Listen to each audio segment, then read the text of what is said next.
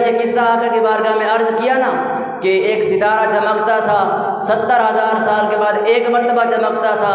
मैंने उस सितारे को 72,000 मरतबा देखा है। तो जिब्रील में ताज्जुब परेशान हो गया, ताज्जुब उसमें पैदा हो गया, हैरान हो गया कि आका अलैहिस्सलातु वस्सलाम मेरी बात सुनकर ताज्जुब करेंगे, हैरान हो जाएंगे, तो जिब्रील की इतनी उम्र है।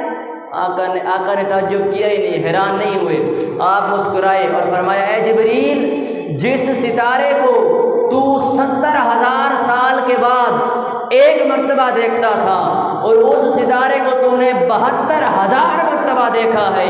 आका ने फरमाया, जिब्रील अना ज़ालिकल कौकब, वो सितारा मैं ही था, वो मैं ही था सितारा जिसको तू 70,000 साल के बाद एक मर्तबा और तूने 72,000 मर्तबा देखा है, वो मैं ही था।